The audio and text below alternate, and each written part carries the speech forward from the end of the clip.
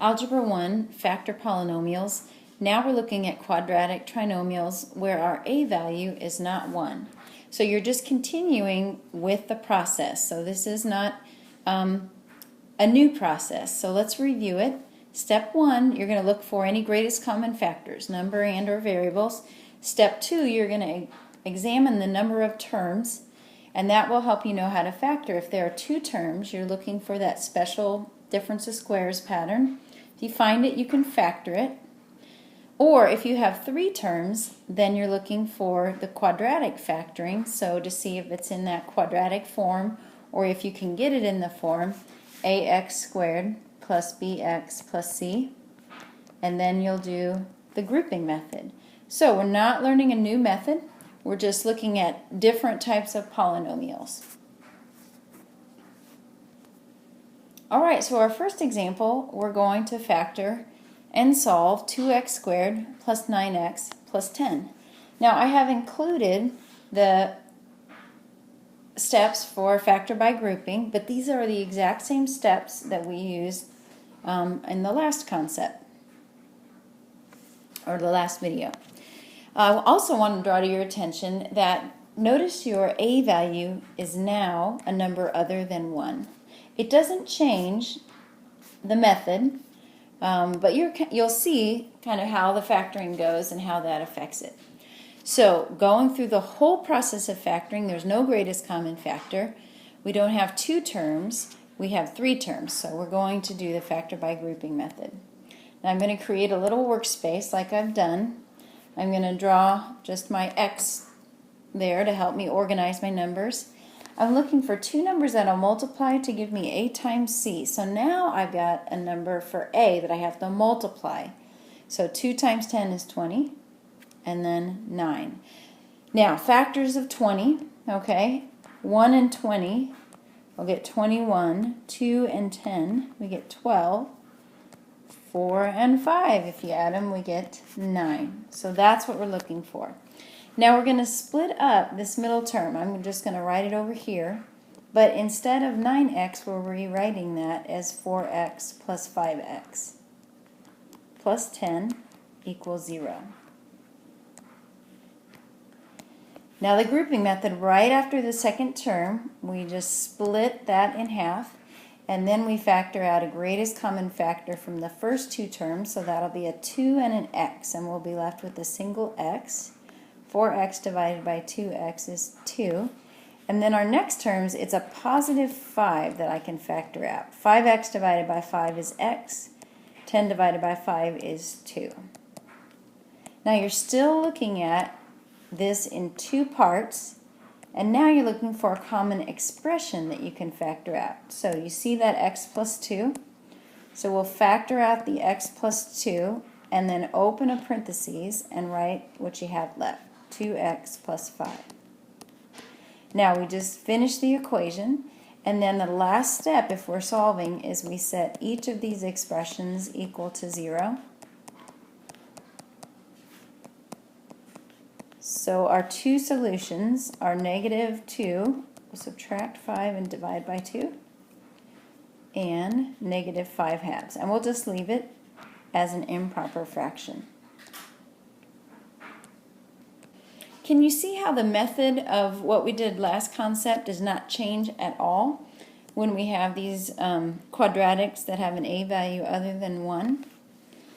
So, and also notice on examples 1 and 2, we're just factoring. So we're not solving, so we're only going to get them down to their factors. So I have no greatest common factor between 3, 13, and 4 other than 1. I have 3 terms, so I'm going to do quadratic factoring. And I'm going to mark my a is 3, my b is negative 13, and my c is 4. So 2 numbers that I'll multiply to give me 3 times 4. Don't forget to multiply those together. And will combine to give me negative 13. Now I just ignore my negatives for a minute and I think of factors of 12. Well, 1 and 12, if I add those, I get 13. So I'll just make them both negative. If I add negative 1 and negative 12, I get negative 13. So now I'm going to split up my middle term and rewrite it. And what we're doing when we do this is we're just undoing what happens when we multiply. And now I'm going to group them together. So the first two terms, draw my dividing line. Now between 3x squared and negative 1x, I can factor out an x. So I'm left with 3x minus 1. And then between negative 12x and 4, I can factor out a negative 4. And I'm left with 3x minus 1. Then I look at my first two and last two terms, and I'm looking for that common expression, so I can factor out 3x minus 1. When I do, what I have left is x minus 4. So if I multiplied those back together, I would get the polynomial that I started with. All right, number 2, notice we're factoring. Our directions don't say factor and solve. So we'll stop once we get our two binomials. There's our A, B, and C. I'm going to put my workspace over here to the left. Two numbers that will multiply to give me 3 times negative 20 or negative 60, and combine to give me negative 17. So I'm going to ignore my negatives for a minute. 1 and 60, I'll get 61. 2 and 30, so I'd get 32 or 28 if I subtracted. 3 and 20. If I subtract those, I get. But let's make so we need to get a negative 17. So let's make the 20 negative. When we multiply, we get negative 60. When we add them, we get negative 17. So now we're going to divide up that middle term, or rewrite it, I guess is a better way, between 3x. Okay, and now we're going to group the first two, the last two, and then factor out. So a 3 and an x is what we can factor out. We'll be left with x and 1. Now between negative 20x and negative 20, we can factor out a negative 20, and we'll be left with positive x plus 1. Now do you see that common expression that has shown up? So we can factor that out. And then what we're left with is 3x and minus 20.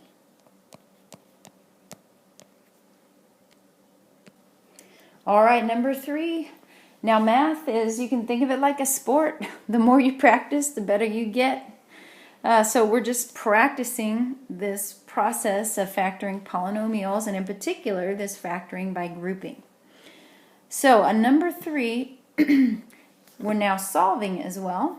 And then part of our directions are just a reminder that when you get down to the factored form, you can use that zero product property rule to find out, set them both equal to 0 and solve. All right, so we don't have a greatest common factor, step 1. Step 2, we look at our number of terms, 3 terms. So we're going to look for quadratic factor by grouping. See if it'll break apart for us. So I'm looking for two numbers that multiply to give me a times c. So 3 times negative 7, which is negative 21, and combine to give me 20. So 1 and 21, if I were to subtract those, I'd get 20. So one of them needs to be negative. If I make the 1 negative, negative 1 plus 21 will give me positive 20. So I'll rewrite my middle term as negative 1m, we'll use an m now since that's our variable, plus 21. So I'm just rewriting this using my two numbers and then just finishing the rest of my equation. Group your first two and your last two terms together. Factor out your common factors. So we can factor out an m, and we're left with 3m minus 1. And then we can factor, between 21m and negative 7, I can factor out a positive 7. So I'm left with 21 divided by 7 is 3 and an m, and then negative 1. And now look for that common expression, and there it is. And since it's common, you can factor that out, or to the front, and then you're left with m plus 7. All right, and then don't forget the last bit. We're going to use the zero product property rule. Set each of these factors equal to 0 and solve. Sorry, it's just my dog. All right, so let's add 1 and then divide by 3, and we're just going to leave this in fraction form. And then subtract 7. So our two solutions, this quadratic is 1/3 and -7. Number 4, it's factored for you. So in that case, don't multiply it together. Just move on to the zero product property rule. Set them each equal to 0 and solve. So let's add 3 to both sides. X equals 3. Add 2 and divide by 5. And we're going to leave it in fraction form. So our two solutions to this are x equals 3 and x equals 2 fifths. All right, one more example together, and then I have 2 that I want you to work on your own. Then you go to your teacher talk and talk through all of these different types of polynomial factoring that you've had in this concept, and do some real-life application problems as well. Okay, so notice you got 3 terms, and it's not in standard form, so you want to subtract the 12 over for starters. So we'll go 3x squared plus 5x minus 12 equals 0. We don't have a common factor, so we'll just go ahead and start our factor by grouping. Got my workspace over there. 2 numbers that you can multiply to give you -36 and add to give you 5. Now when you're working these, I suggest that you work them kind of the same way that I do, that when you factor, you do that over to the side, workspace, and then when you're working the problem, you just drop it down right underneath your equation. So 2 of my favorite factors of 36 are 9 and 4. And I know that I can combine those in some way and get 5. So if my 4 is negative, 9 and a -4 together give me +5. So those are the 2 numbers I'm looking for. I'm going to rewrite 5, as +9x minus 4x. Bring down my -12 equals 0. And now the factor by grouping. So I'm going to group the first 2 and the last 2 terms together and then factor out a common factor. So 3x can divide out of each of the first 2. Oh, and I can factor out a -4 in my second 2.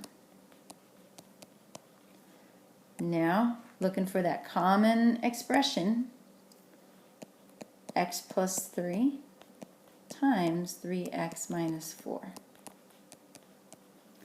Okay, we are solving, so we need to continue, do that one step further, where we set each of these x expressions equal to 0 and solve. So there's one of our solutions. Add the 4 and divide by 3, and we're going to leave it in improper fraction form. There's our other solution, 4/3. Now the next 2 problems are independent practice. So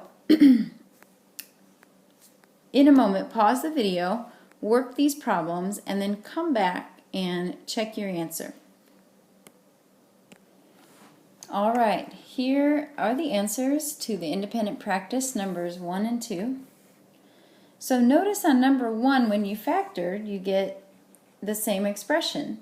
So 2x plus 5 times 2x plus 5. When you have a repeated expression, you can just set one of them equal to 0 and solve. So our solution is -5/2.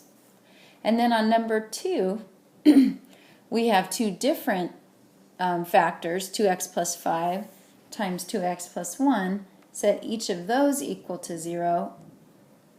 So our 2 solutions are -5/2 and -1/2. All right, now do the teacher talk for this. Get any of your questions answered that you need to. Then complete the Math Excel practice over this concept and take the quiz.